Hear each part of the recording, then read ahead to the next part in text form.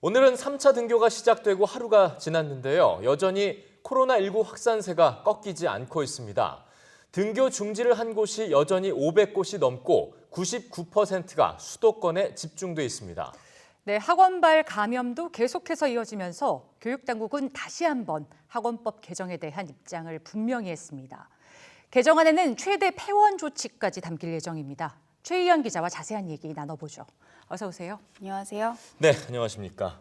자, 아직까지도 코로나19 확산세가 꺾이지 않고 있는 모양새죠.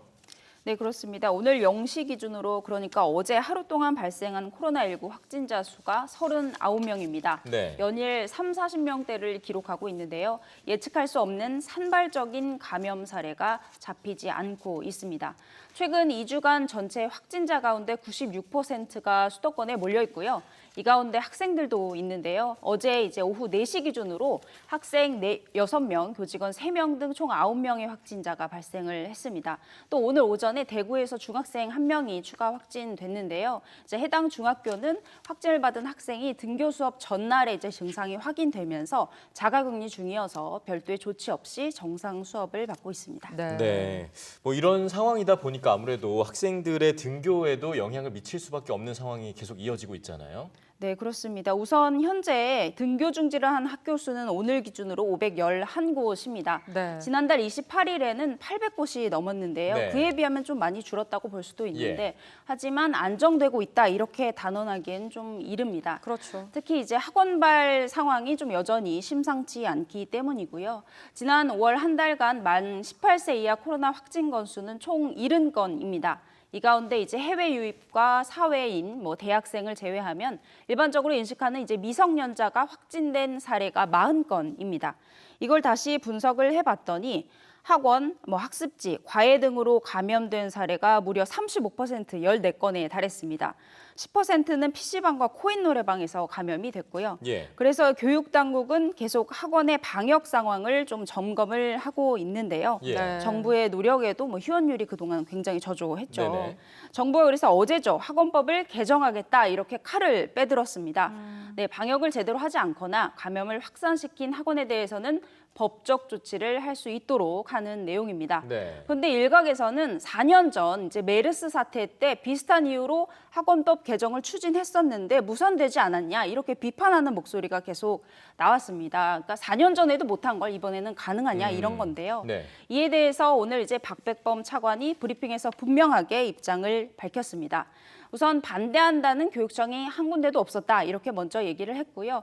당시 4년 전에는 감염병 예방법처럼 관련법이 없어서 어려움이 있었는데 이번에 21대 국회에서는 비교적 순조롭게 논의가 될 것이라고 이렇게 밝혔습니다. 네. 또 이제 법이 있어도 솜방망이 처벌에 그칠 게 아니냐 이런 비판도 또 나왔습니다. 그랬죠. 그래서 이번 학원법 개정안에는 방역 수칙을 어기거나 학원의 잘못으로 코로나19를 확산시킬 경우 최소 과태료 부과해서 최대 폐업 조치까지 될 수 있도록 하는 내용을 담겠다. 이렇게 오늘 다시 한번 강조했습니다. 네, 사실은 영세 학원들이 사각지대에 있을 수 있기 때문에 그런 부분들이 좀 염려되는 것 같아요. 자, 지금 460만 명의 학생들이 학교에서 3차 개학을 통해서 이제 등교를 하고 있는데 우리가 가장 우려했던 부분 중에 하나가 밥 먹을 때 비말이 튀면서 혹시 감염에 어떤 걱정이 있지 않을까 했던 부분이란 말이에요. 그래서 거리두기나 칸막이 설치하거나 아니면 순차 배식을 하겠다 이런 대책들이 나왔었는데 진행이 잘 되고 있는 건가요? 네, 이제 다음 주 월요일이면 이제 대다수 학생들이 모두 대면 수업을 받게 됩니다. 이제 어제 3차 등교했고 다음 주 월요일에 4차 등교까지 되기 때문인데요. 이제 학생들이 많아지다 보니까 이제 말씀하신 대로 가장 걱정되는 게 급식일 겁니다. 네. 그러니까 정부가 만든 학교 급식 지침을 다시 한번 살펴보면요. 이제 표를 보면서 말씀드리겠습니다. 급식 전에는 손을 씻어야 되고요. 이제 줄을 설 때는 앞 사람과의 간격을 벌려서 줄을 서도록 했습니다. 또 배식 시간을 좀 조절해서 학생들이 좀 밀집되지 않게 한꺼번에 몰리지 않게 했고요. 그 다음에는 가림막 등을 설치하거나 이제 마주보지 않게 한 방향으로 앉아서 서로의 비말이 튀지 않게 했습니다. 이런 노력 때문인지 현재까지 학교 내에서 급식으로 인한 감염 사례는 한 건도 없었습니다. 하지만 네. 이제 마지막 4차 등교를 앞두고 오늘 이제 유은혜 사회부총리 겸 교육부 장관이 충북의 한 고등학교를 방문해서 현장 점검을 했습니다. 이제 급식소도 둘러봤고요. 이런 이제 보건 물품들도 보고를 받으면서 현장의 어려움을 청취하기도 했습니다. 조금 예. 더 이제 한 발 앞서서 이제 소통하겠다는 의지죠. 네. 그래도 끝까지 긴장의 끈을 놓치면 안 될 것 같습니다.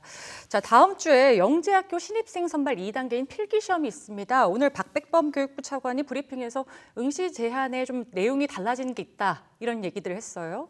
네, 맞습니다. 이제 영재학교 시험이 다음 주 일요일 14일입니다. 그런데 영재학교 공동협의사항으로 확진자나 자가격리된 학생들에 대해서는 응시할 수 없다, 이렇게 응시 제한을 결정을 했고, 그래서 학교별로 공고까지 했습니다. 그런데 이 부분이 바뀐 겁니다.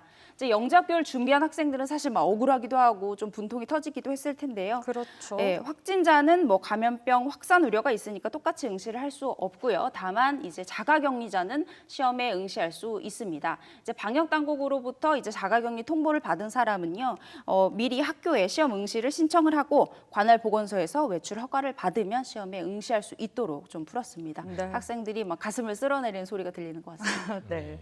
혹시나 그 자가격리자 중에서 확진자가 나올 수 있는 아주 작은 가능성까지도 배제할 수 있기 위해서 별도의 시설과 좀 방법까지도 마련했으면 좋겠다, 이런 생각도 드네요. 예, 오늘 얘기 잘 들었습니다.